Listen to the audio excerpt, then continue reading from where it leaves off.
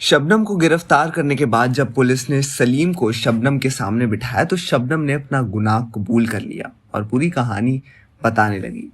अब शबनम ने अपने परिवार को खत्म करने का फैसला तो कर लिया, मगर यहाँ दिक्कत ये थी कि वो 2 लोग मिलकर घर के 6 लोगों पर काबू नहीं पा सकते थे। इसलिए ये तय हुआ कि उन्हें मारने से पहले किसी तरह बेहोश कर दिया जाए ताकि वो आसानी से अपना काम कर सके। 14 अप्रैल 2008 की सुबह प्लान के तहत सलीम बेहोशी की दवा लेने के लिए अपने गांव बावन खेड़ी से करीब 38 किलोमीटर दूर पाकवारा पहुंचता है।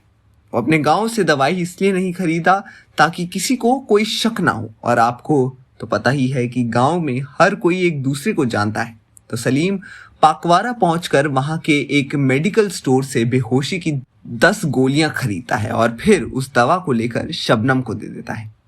इधर होता यह है कि शबनम के दोनों भाई अनीस और राशिद जो कि छुट्टी लेकर घर आए हुए थे, वो दोनों भाई एक साथ 14 अप्रैल 2008 को घर से वापसी के लिए निकल जाते हैं। बड़े भाई अनीश को वापस जलंधर जाना था और छोटे भाई को मेरठ। जब ये बात शबनम को पता चली तो वो सोचती है कि अगर उसके दोनों भाई चले गए तो उनका प्लान फेल हो जाएगा, क्योंकि अगर उसके परिवार में कोई भी जिंदा बच गया तो प्रॉपर्टी उसके हाथ से निकल जाएगी। इसलिए वो अपने भाइयों को कॉल करती है और तब तक उसके दोनों भाई गजरोला तक पहुंच गए थे। इसके बाद शबनम अपने भाइयों किसी काम का बहाना करके गजरोला से वापस बुला लेती है और कहती है कि वो आज की बजाय कल चले जाए। बहन की बात सुनने के बाद दोनों भाई भी वापस आ जाते हैं। इसके बाद आती है 14 अप्रैल 2008 की रात, और ये वो रात थी जिसे ना कोई सिर्फ बावन खेड़ी गांव बल्कि पूरे अमरोहा के लोग आज तक भुला नहीं पाए। 14 अप्रैल की रात सभी घर वालों ने खाना वगैरह खा लिया तो शबनम ने सभी के लिए चाय बनाई और उस चाय में बेहोशी की गोली मिला दी। इसके बाद शबनम ने वो नशीली चाय अपने 10 महीने के भतीजे को छोड़कर सभी को दी, क्योंकि जाहिर सी बात है कि 10 महीने का बच्चा चाय तो पिएगा नहीं। इस बीच शबनम की सलीम के साथ फोन पर लगातार बातचीत चल रही थी, और जब चाय पीने के बाद सभी लोग अपने बिस्तर पर बेहोश हो गए तो शबनम के सलीम से कहा कि अब तुम आ जाओ। इसके बाद सलीम आधी रात तक गए शबनम के घर पहुंचता है और वो अपने साथ एक कुल्हाड़ी भी लाया था। इसके बाद शबनम ने एक एक कर अपने माँ बाप, दोनों भाई भाभी और फुफेरी बहन का सर पकड़ा और सलीम ने कुल्हाड़ी से सभी की गर्दन काट दी। लास्ट में बचा शबनम का 10 महीने का भतीजा, जिसके कुल्हाड़ी से तो नहीं काटा गया, मगर शबनम के कहने पर सलीम ने उसका गला दबाकर उसे भी शांत कर दिया। इसके बाद दोनों ने अपने हाथ पैर धोए और शबनम ने सलीम को वहां से बाहर भेजकर घर का दरवाजा अंदर से बंद कर लिया। बाहर आने के बाद सलीम ने उस कुल्हाड़ी को एक तालाब में फेंक दिया और फिर अपने घर वापस चला गया।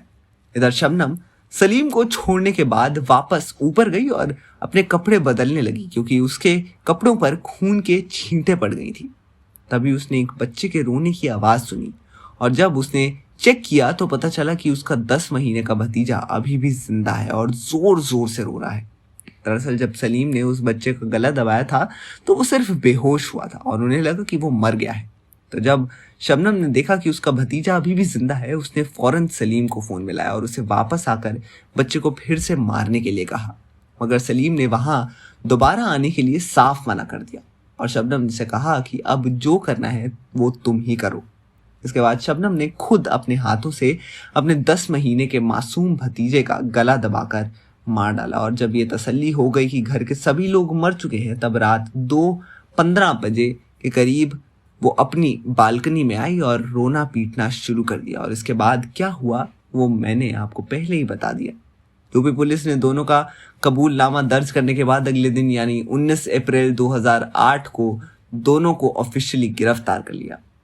अब इसके आगे की कहानी मैं आपको अपनी नेक्स्ट वीडियो में बताऊंगा, और ऐसी एक स्टोरी हमें दिलवाले 2 में नजर आने वाली है। तो बने रहिए हमारे साथ हमारे चैनल पॉलीग्राज स्टूडियोज में।